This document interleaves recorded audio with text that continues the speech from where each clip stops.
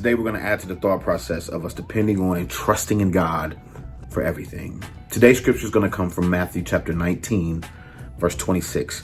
And it reads this way. It says, "But Jesus looked at them and said, with man this is impossible, but with God all things are possible."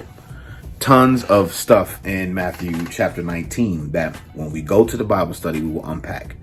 But for today, let's get to this scripture. So Jesus has this encounter with a young rich man. The young rich man asks Jesus the most powerful question that any man of God can hear, right? This is the money question, if you will. He says, "What must I do to be saved?" And Jesus replies and, speaks to the young man about the law and asks him what commandments he's obeying. The young rich man says, "I've obeyed them all." And then Jesus flips it on him. He says, if you want to be, saved your way, then take all of your goods, sell them all, and come with me. The young rich man hears that and feels as if Jesus is rejecting him, and he walks away. His disciples come back to him and says, "I'm confused, bro." Right? And I'm sorry I said bro, but in my mind, I can hear the conversation. I can see their faces when Jesus says what he says. They're like, hold on, man. What we know, our culture is wealth is connected to blessing. So why would you tell this man to give away all of his blessings to be with you, to be blessed? That doesn't make sense. And then, Jesus says,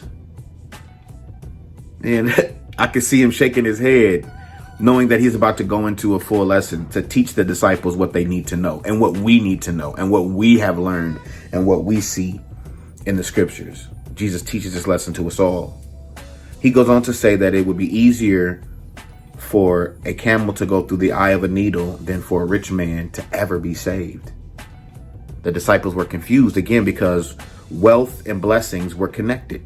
If you were wealthy in this time, then people automatically assumed that you were in right standing with God because he was blessing you. You with me? So Jesus kind of flips it and tells them that it's easier for a camel to go through an eye of a needle than for a rich man to be in this life. The disciples, most of them were industrial men. These weren't men just doing nothing. Taking care of their families and wealth was a major component to what motivated them to be fishermen, be, businessmen, be carpenters in Jesus's case, and, just industrial men. And to keep it 100, they all had a hustle. Like, you just didn't preach, you worked. So they were confused, like, I'm supposed to work.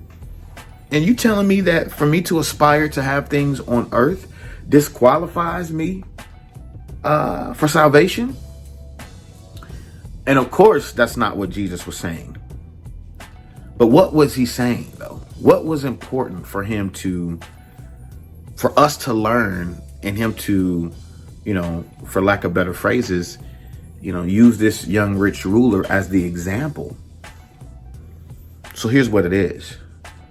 See, you guessed it. It obviously has something to do with dependence and trust, because it's in this context. We've been talking about dependence and trust. So what Jesus was trying to get the rich ruler to realize is that all the things that you've obtained, all of your, morality and your money and all the things that you have gained on this earth with your power mean nothing. And if you want what I offer, if you want true salvation, you have to be willing to understand and know that all of these things don't matter. The only thing that matters is God.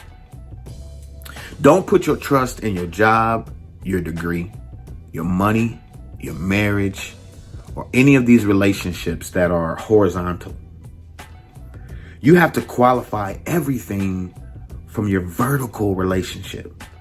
What does God say about my job, my money, my marriage? You know what I'm saying?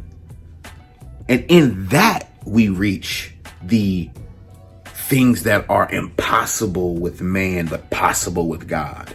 Because we have removed what we do from the equation and added God to everything. So when Jesus was talking to the young rich ruler, he was saying, look, if you want to be with me, then forget all of the things that you have obtained and the things that you put trust in and the things that you care about, the things that you feel like make you who you are. Put all of those things to the side and then come follow me. See, that sounds different.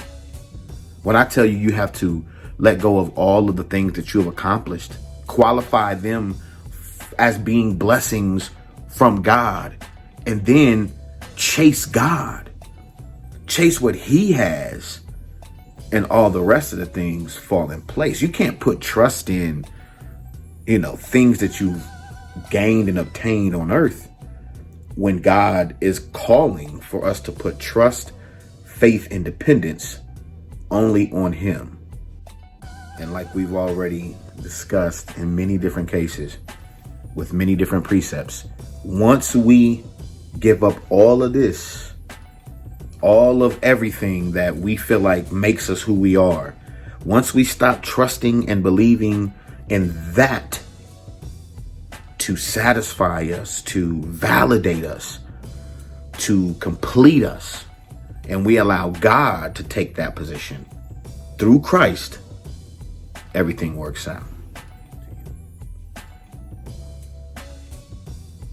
Let's go.